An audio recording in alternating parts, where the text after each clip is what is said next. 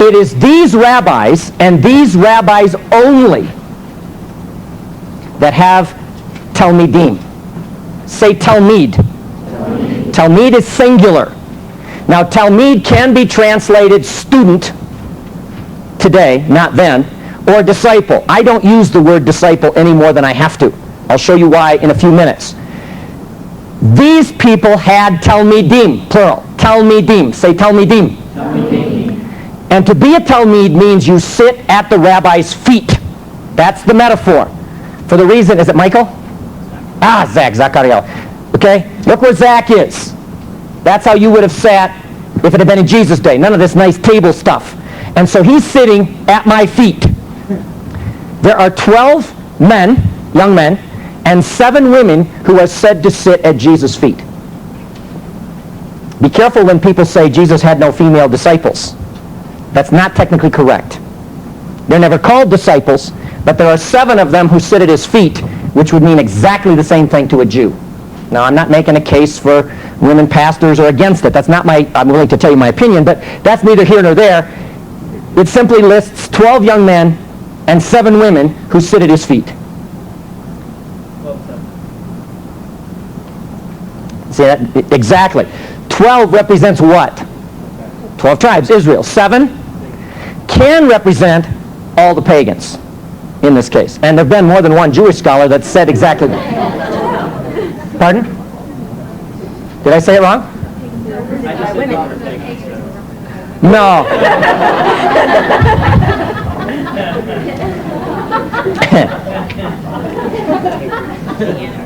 See, well, let me go there. Let me go there a little bit later. I didn't mean to say the women are pagan. Who is listed as the very first person to have a church in their home?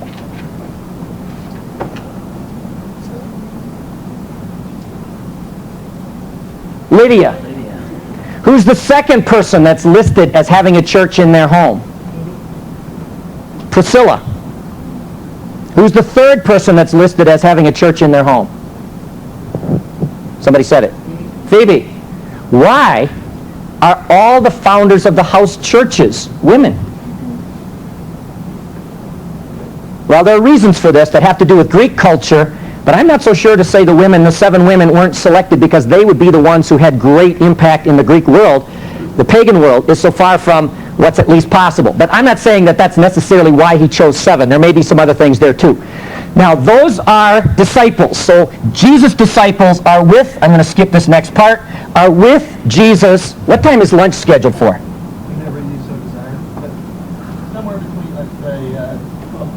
How are you guys doing? Is this overload? No. Because there's the next thing has to come together. Pardon? In a good way. Okay.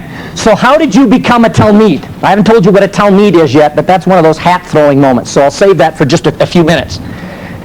In Galilee, the people were highly educated. So go with me here for about 10 minutes. All children went to school. In Judea, only boys. In Galilee, boys and girls. Elementary school is called Beth Sefer. Say Beth Sefer. Beth, place, house, Sefer, right.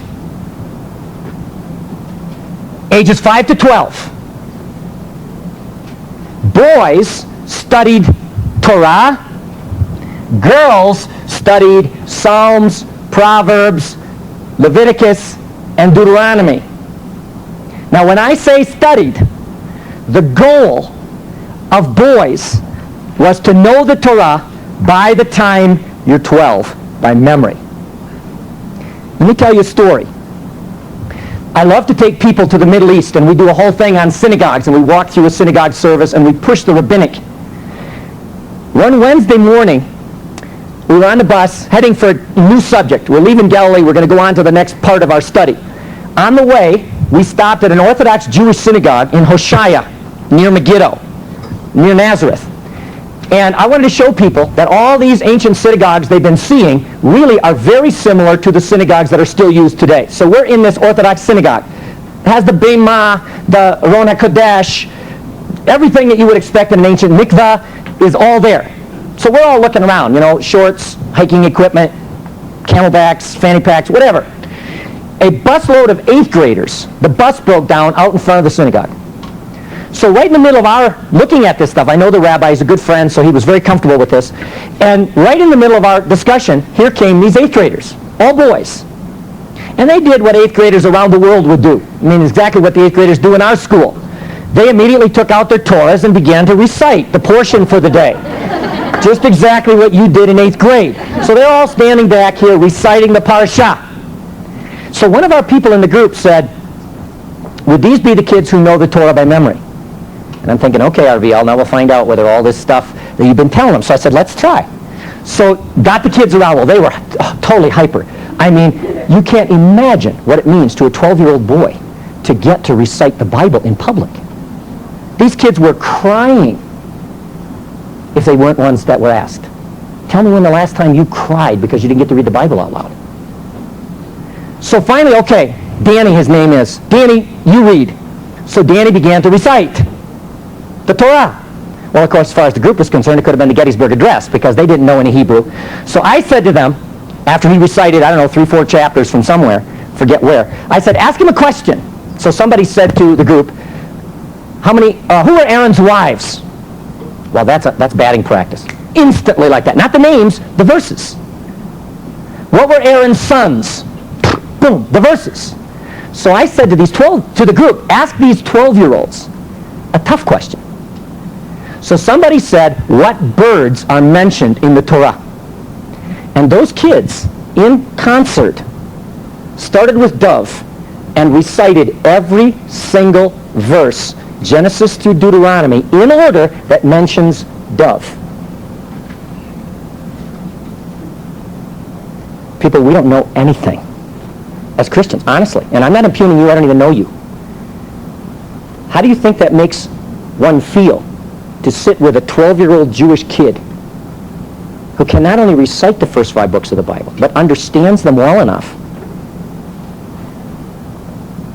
What was really funny is it was going from the group to me, and in Hebrew to the kids. What I didn't realize is that Danny is an all-star. This kid is going to be a rabbi. This kid is going to be a big-time rabbi because he always had the answer first. What I didn't realize is he knew English because his parents spoke English at home. So this kid was hearing the answers early. It was really funny to watch. The goal of a Galilean boy is to know the Torah by the time you're 12. And for a girl to know Psalms, Proverbs, Leviticus, and Deuteronomy by the time she menstruates, which was around age 12. Now, how did you know if a boy had been able to do this? By the way, it was not a disgrace if you couldn't, if you had tried. Then God hadn't given you those gifts and nobody looked down on you. How did you know? When a boy knew the Torah by memory, he went to Jerusalem for his first Passover. Now, that doesn't mean what the words mean. I'm not playing loose with Scripture. Give me a moment. Every Jewish baby went to Passover from the time they're old enough to eat solid food. That's the text. Exodus. First Passover meant the first time a boy may kill the animal on behalf of the family. How old was Jesus at his first Passover? Tell me what you now know Jesus knew.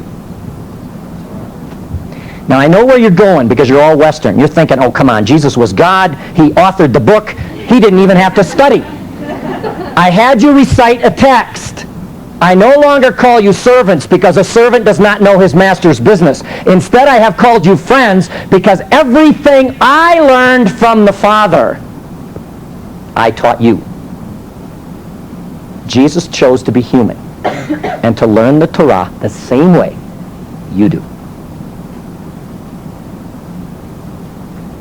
And if my rabbi could recite the Torah by the time he's 12, I will not accept from myself any less effort. He's got smicha.